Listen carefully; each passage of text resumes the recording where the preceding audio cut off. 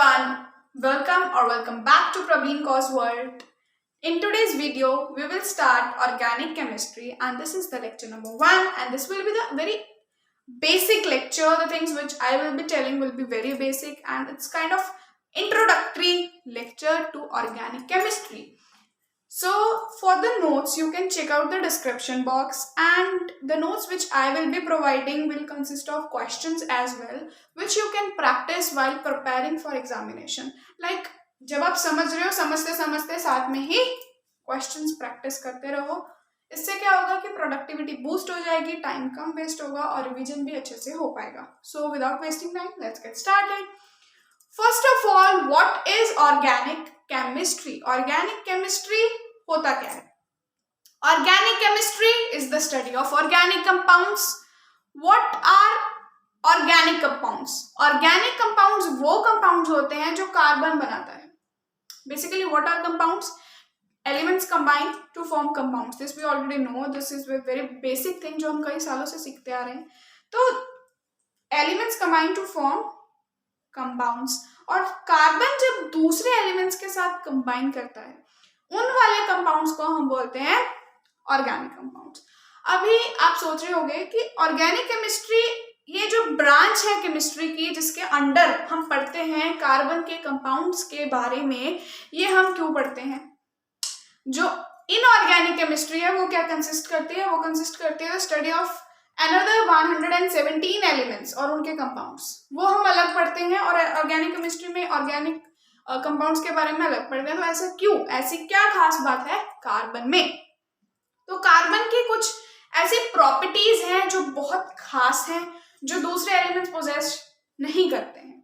वो दो प्रॉपर्टीज हैं, कैटिनेशन और टेट्रावेलेंसी. ये क्वेश्चन आ सकता है, what are the unique properties of carbon? So the two properties are catenation and tetravalency. What is catenation? Basically catenation is the self linking property. self linking property के carbon खुद के साथ ही लंबे लंबे जो चेन्स है वो फॉर्म कर सकता है.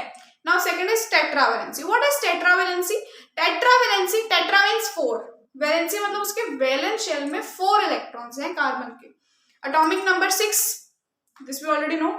तो उसके वैलेंस शेल में देयर आर 4 इलेक्ट्रॉन्स. वो ना ही 4 इलेक्ट्रॉन्स गेन करता है ना ही 4 इलेक्ट्रॉन्स को लूज करता है.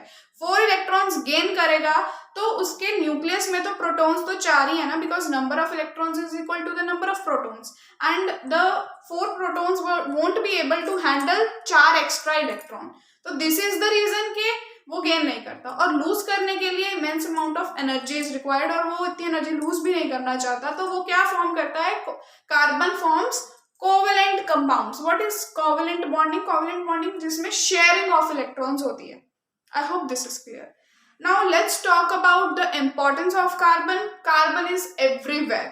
Fuel, human body, blood, genes, even in deoxyribonucleic acid. I really suggest कि अगर आप ये लेक्चर सुन रहे हो तो अपने साथ में एनसीईआरटी खोल के रखना. एनसीईआरटी से अगर आप पढ़ोगे it will be very beneficial. Okay, so let's get back to the topic के बहुत ही ज़्यादा इंपॉर्टेंस है जहाँ मतलब लीड होती है पेंसिल की, उसमें भी, फ्यूल में भी, मेडिसिन में भी, क्लॉथ्स में भी, हर एक जगह कार्बन पाया जाता है और ये बहुत ज़्यादा सब्सटेंशियल मतलब बहुत ज़्यादा इम्पॉर्टेंट है from the life point of view. अगर हम देखें जिंदा रहने के लिए जो कार्बन है बहुत ज़्यादा इम्पॉर्टेंट है.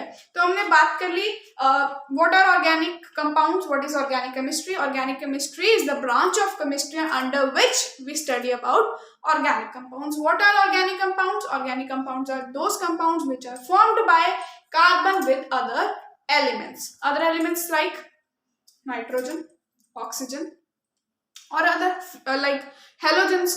तो इसके बारे में हम बात कर रहे थे और मोस्टली हम देखते हैं कि कार्बन के साथ हाइड्रोजन पाया जाता है. लाइक कार्बन और हाइड्रोजन का बॉन्ड इज वेरी स्पेशल.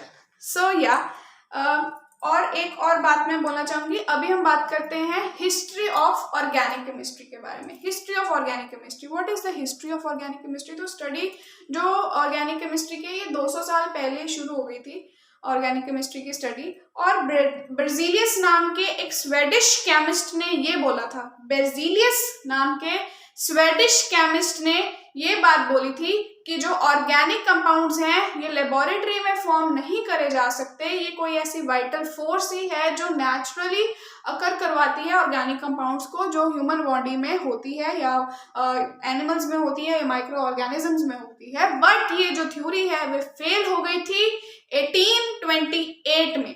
ये फेल कैसे हुई? ये फेल इस तरह से हुई बिकॉज जो फ्रेडरिच वोलर नाम के साइंटिस्ट हैं उन्होंने अमोनियम साइनेट से यूरिया सिंथेसाइज कर दिया था। Ammonium cyanate is not an organic compound, it is an inorganic compound. तो जब उन्होंने इनऑर्गेनिक कंपाउंड से ऑर्गेनिक कंपाउंड फॉर्म कर दिया लेबोरेटरी में, तो ये जो वाइटल फोर्स थ्योरी थी, जो ये थ्योरी गिवन बाय थी आपका स्वेडिश केमिस्ट बर्जीलियस ने, ये फेल हो गई थी। और जब एक बार उन्होंने फॉर्म कर दिया ऑर्गेनिक कंपाउंड यूरिया, तो फिर इसके बाद और भी साइंटिस्ट जैसे बर्थिलोट ने मिथेन को डिस्कवर किया एंड कोल्ब नाम के साइंटिस्ट ने एसिटिक एसिड जो है वो बनाया। तो हमने टेट्रावैलेंसी के बारे में भी बात कर ली है, हमने कैटिनेशन के बारे में भी बात कर लिया है, हमने इंपॉर्टेंस ऑफ कार्बन के बारे में भी बात कर ली, और हमने हिस्ट्री ऑफ ऑर्गेनिक कंपाउंड्स के बारे में भी बात कर ली है। जनरली क्या होता है कि इस चैप्टर में बहुत सारे इंपॉर्टेंट टॉपिक्स हैं, like there is hybridization, there is electron displacement effects, okay, there is isomerism, most importantly nomenclature is there. तो इन सभी टॉपिक्स में कई बार हम जो छोटे छोटे टॉपिक्स होते हैं इनको निग्लेक्ट कर देते हैं, but we must not neglect these topics. अगर आप स्ट्रक्चर्स को इतनी ज़्यादा प्रेफरेंस दे रहे हो, इतनी ज़्यादा तवज्जो दे रहे हो, तो इन चीज़ों को, छोटी छोटी चीज़ों को भी प्रेफरेंस देनी चाहिए, because everything is important, okay. और एनसीईआरटी में जो ये बॉक्सेस होते हैं ग्रीन कलर के, लाइक देयर इज ये सजेशन है जो मैं अभी देने लगी हूँ कि जब हम पढ़ते हैं different ways to represent organic compounds, तो उसमें हम पढ़ते हैं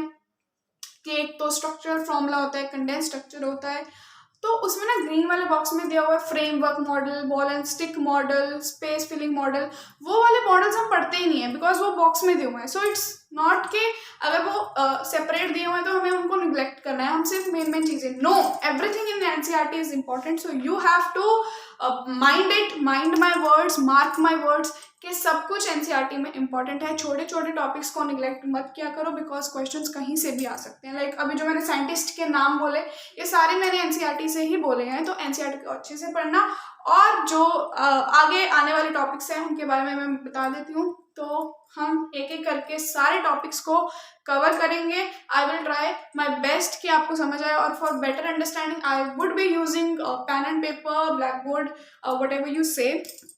Thank you for watching, keep supporting, and bye bye. And for notes you can check out the description box. Bye.